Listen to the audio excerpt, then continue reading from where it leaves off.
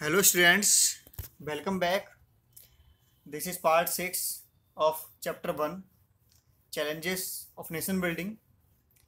In the previous videos, I have already explained entire the chapter except reorganization of the states. तो इस part में हम reorganization of states के बारे में डिस्कस करेंगे। जैसा कि हम ऑलरेडी डिस्कस कर चुके हैं कि सरदार वल्लभ भाई पटेल की लीडरशिप में उनके प्रयासों से 565 प्रिंसली स्टेट्स का इंटीग्रेशन हुआ था। अब जैसा कि आप जानते हैं कि भारत भाषा की दृष्टि से एक डाइवर्सिटी, एक विविधता वाला देश है। विभिन्न भाषाओं को बोलने वाले लोग एक साथ रह रहे थे, तो ये मांग उठी कि लिंग्विस्टिक बेस पर राज्यों की सीमाओं का निर्धारण किया जाए। तो इस तरीके की मांग उठी थी लोगों के द्वारा। इसके लिए बैकग्राउंड जानना जरूरी है। देखिए 1920 में कांग्रेस का अधिवेशन जो कि नागपुर में हुआ था, उसमें इस प्रिंसिपल को एक्सेप्ट किया गया था कि स्टेट्स का ऑर्गेनाइजेशन लिंग्विस्टिक बेस, भाषाओं के आधार पर होना चाहिए। किसी एक भाषा को बोलने वालों का एक अलग राज्य होना चाहिए। ऐसा इसलिए माना गया क्योंकि इससे एक कम्युनिटी जिसकी अपनी एक अलग भाषा है, वो अपना एडमिनिस्ट्रेशन स्मूथली मेंटेन रख सकती हैं और वे अपने कल्चरल डिस्टिंक्टनेस को बनाए रख सकते हैं। अगर हम एक स्टेट को एक लैंग्वेज के बेस पर फॉर्म करेंगे तो वो ग्रुप या कम्युनिटी अपनी भाषा, अपने कल्चर को आगे बढ़ा सकता है और वो अपनी अलग पहचान बनाए रख सकता है, जो कि भाषा एवं सांस्कृतिक विविधता वाले भारत के लिए एक अच्छा कदम होगा, ऐसा माना गया। तो इस प्रिंसिपल को एक्सेप्ट किया गया और ये कहा गया कि जब भारत आज़ाद होगा तो इसी प्रिंसिपल को फॉलो किया जाएगा। तो ये बात है 1920 की। कांग्रेस का नागपुर सेशन जो कि 1920 में हुआ था, इस प्रिंसिपल को एक्सेप्ट किया गया था।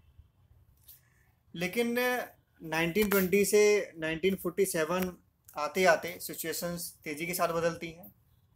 1947 में जैसा कि हम जानते हैं, रिलीजियस के बेस पर बहुत सारे दंगे हो रहे थे। कम्युनल राइट्स, सांप्रदायिक दंगे जगह जगह भड़के हुए थे। तो उस समय लीडर्स को लगा कि अगर हम भाषाओं के आधार पर राज्यों को बनाना शुरू कर देंगे तो इससे दंगे और ज़्यादा भड़क सकते हैं, देश को बांटने जैसी बातें होने लगेंगी। सभी अपनी अपनी भाषा, कल्चर के आधार पर खुद को भारत से अलग रखकर सोचने लगेंगे, जिससे देश की एकता और अखंडता को खतरा होगा। लेकिन होता यह है कि भाषा के आधार पर राज्यों की मांग जोर पकड़ने लगती है। विशालांध्र मूवमेंट, ये मूवमेंट शुरू होता है मद्रास प्रोविंस के तेलुगु स्पीकिंग एरियाज़ में। ये आप देख सकते हैं, ये मद्रास प्रोविंस, और यहाँ पर ये जो एरिया है ये तेलुगु स्पीकिंग थे। यहाँ हैदराबाद में भी कुछ एरिया तेलुगु स्पीकिंग थे और कुछ मैसूर का भी कुछ पार्ट यहाँ पर ये तेलुगु स्पीकिंग थे। तो इस तरीके से ये तेलुगु एरियाज़ के लिए मूवमेंट शुरू हो जाता है, जिसे विशालांध्रा मूवमेंट के नाम से जाना जाता है। तो ये मद्रास प्रोविंसेस के तेलुगु स्पीकिंग एरियाज, जिनमें आज का तमिलनाडु, केरला का कुछ पार्ट्स और आंध्र प्रदेश और कर्नाटक शामिल थे। तो ये एक सेपरेट स्टेट चाहते थे तेलुगु स्पीकिंग एरियाज़ के लिए, और ये आंदोलन शुरू किया गया था पोट्टी श्री रामुलु के द्वारा, जो कि एक कांग्रेसी लीडर थे। यहाँ पर ये एक पिक्चर आप देख सकते हैं, ये पोट्टी श्री रामुलु हैं ये। और गांधी जी की तरह ही इन्होंने अपनी मांग को लेकर फास्ट शुरू कर दिया। ये फास्ट काफ़ी दिनों तक चला। 56 दिनों तक फास्ट रखने के बाद इनकी डेथ हो जाती है, और इनकी डेथ के साथ ही ये मूवमेंट जो है भयंकर रूप ले लेता है। जगह जगह पर हिंसाएं शुरू हो जाती हैं। मद्रास रीजन की जो लेजिस्लेचर थी, उसके काफ़ी मेंबर्स अपनी सीट से रिजाइन कर देते हैं। इसके बाद सेंट्रल गवर्नमेंट प्रेशर में आ जाती है और प्राइम मिनिस्टर नेहरू एक सेपरेट स्टेट आंध्र प्रदेश के बनने की घोषणा करते हैं दिसंबर 1952 को। तो इस तरह आंध्र प्रदेश लिंग्विस्टिक बेस पर भारत में पहला राज्य बनता है। अब जैसे ही आंध्र प्रदेश के बनने की घोषणा होती है तो देश के अलग अलग पार्ट से भी सिमिलर डिमांड्स आनी शुरू हो जाती हैं। मतलब भाषा के आधार पर स्टेट्स बनाने की डिमांड्स देश के दूसरे हिस्से से भी आने लगती हैं। ये कार्टून आप देख सकते हैं, इसमें इसे काफ़ी अच्छे ढंग से दिखाया गया है। इसके बाद इन डिमांड्स को देखते हुए गवर्नमेंट एक स्टेट रीऑर्गेनाइजेशन कमीशन अपॉइंट करती है 1953 में for redrawing the boundaries of the states. और ये स्टेट रीऑर्गेनाइजेशन कमीशन गठित किया गया था फजल अली की अध्यक्षता में। कौन थे इसके चेयरपर्सन? फजल अली। तो इसे फजल अली कमीशन भी कहा जाता है। इस कमीशन के 3 मेंबर थे। फर्स्ट फजल अली जो कि इसके अध्यक्ष थे, दूसरे थे के.एम. पणिक्कर और तीसरे थे H.N. कुंजरू। अच्छा, आप अपनी जानकारी के लिए यहाँ नोट कर सकते हैं कि ये स्टेट रीऑर्गेनाइजेशन कमीशन पहला कमीशन नहीं था स्टेट के रीऑर्गेनाइजेशन के लिए। इसके पहले भी 2 और कमीशन गठित किए जा चुके थे, जिसमें पहला था धर आयोग जो कि 1948 में भारत सरकार के द्वारा S.K.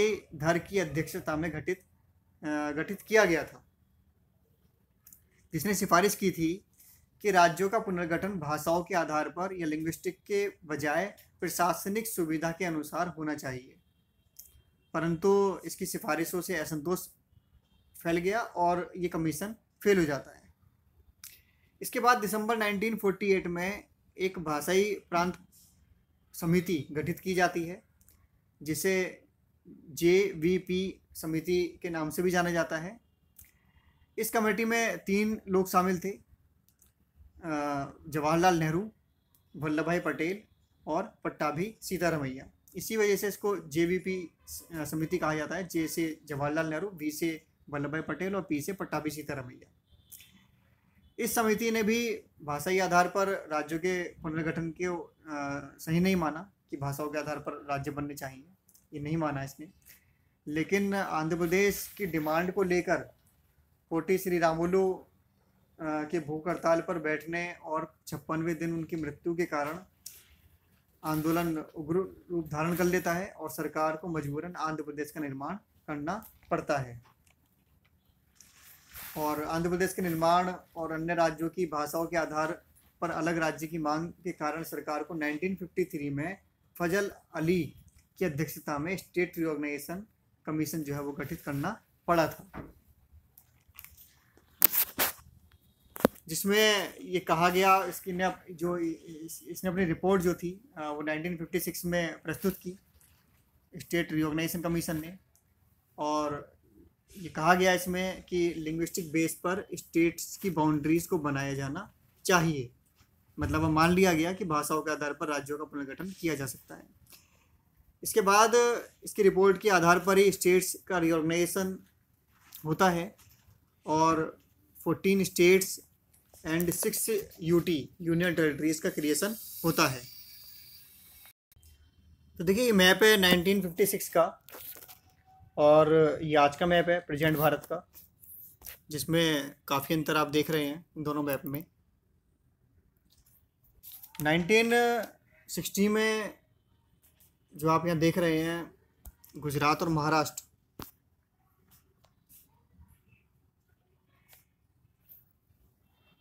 गुजरात महाराष्ट्र ये था 1960 से पहले स्टेट ऑफ बॉम्बे। तो स्टेट्स ऑफ बॉम्बे को डिवाइड करके गुजरात और महाराष्ट्र क्रिएट किए गए 1960 में। Gujarat for Gujarati speaking peoples and Maharashtra for Marathi speaking peoples. इसके बाद 1966 में एक बहुत बड़ा रिऑर्गेनाइजेशन हुआ, जिसमें पंजाब से हिमाचल प्रदेश और हरियाणा का क्रिएशन किया गया। ये डिवाइडेशन हुआ था 1966 को।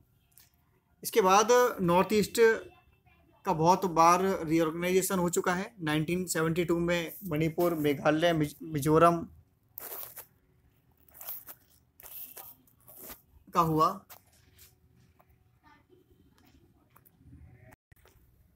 इसी तरह 2000 में 3 बड़े स्टेट बनते हैं। उत्तराखंड, जो कि उत्तर प्रदेश से डिवाइड होकर बना।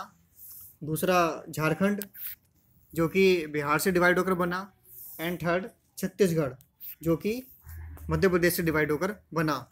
तो इस तरीके से वर्ष 2000 में 3 स्टेट उत्तराखंड, झारखंड और छत्तीसगढ़ बनते हैं।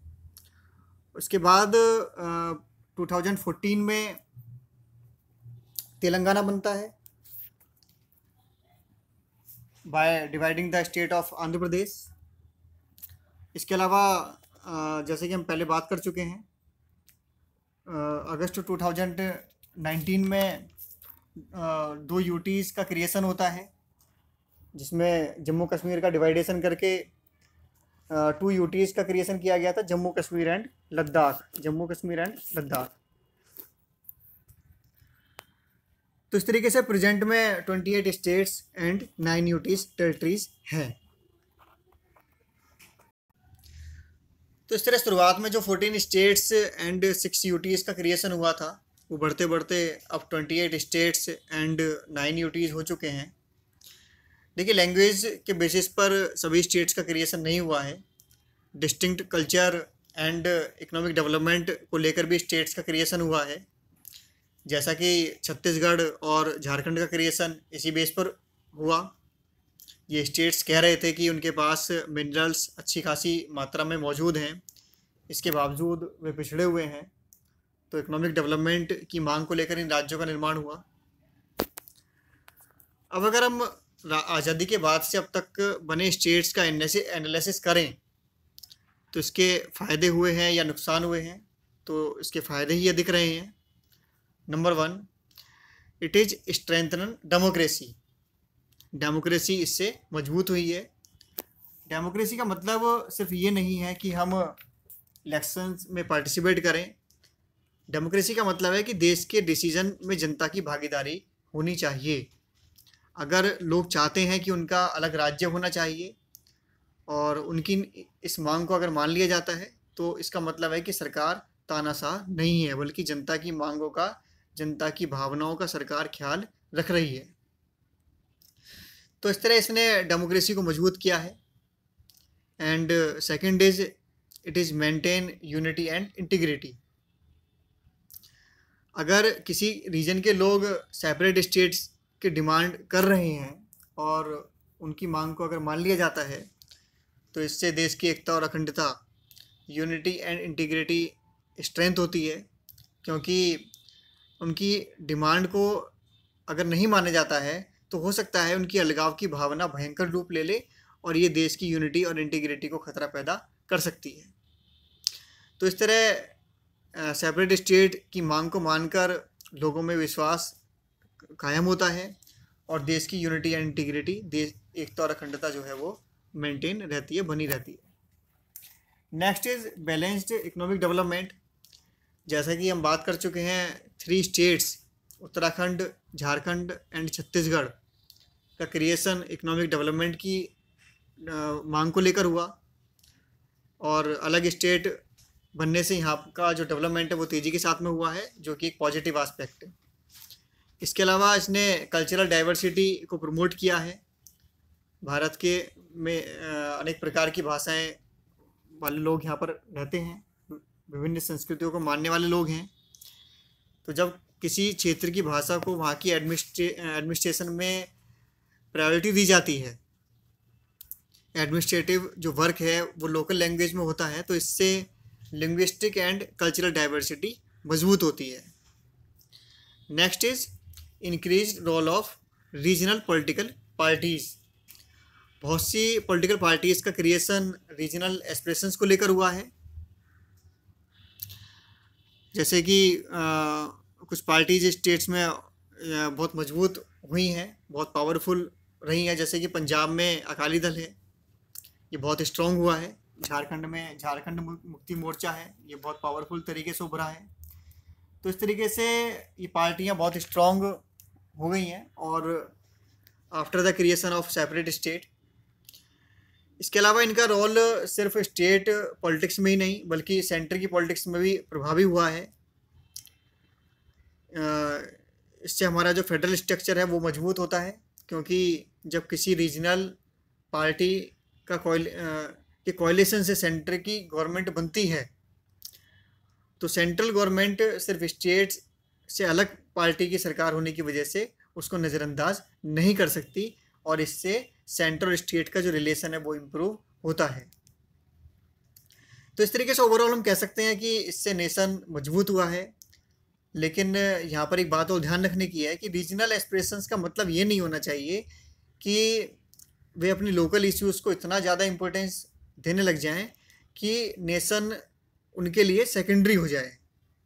किसी प्राकृतिक आपदा या राष्ट्र की सुरक्षा के मसले पर कोई मतभेद नहीं होना चाहिए। वहाँ पर क्षेत्रीयता की संकीर्णता से ऊपर उठकर संपूर्ण देश को एकजुट होना चाहिए।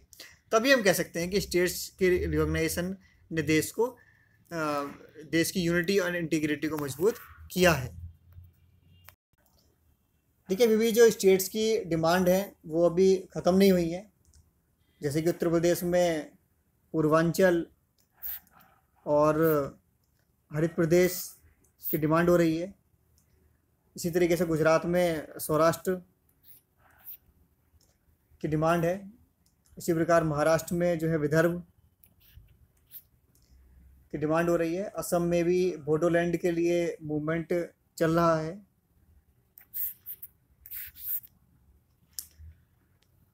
बिहार में नॉर्थन रीजन में अगर आप देखें तो गोरखालैंड की डिमांड हो रही है। तो इस तरीके से अभी भी बहुत से स्टेट्स की डिमांड हो रही है। और यहाँ पर एक बात ध्यान रखने की है, अगर हम इन सभी डिमांड्स को मान लेते हैं तो स्टेट्स की संख्या 50 से ऊपर हो जाएगी। तो इस पर रिस्ट्रिक्शंस लगानी चाहिए और रीजनल एक्सप्रेशंस को किसी और तरीके से फुलफिल करना चाहिए। तो इस चैप्टर में इतना ही। Give me your feedback in comment box. You can write if you have any question. I will try to reply to solve your queries. Thanks for watching. Keep studying. Stay fit. Bye bye.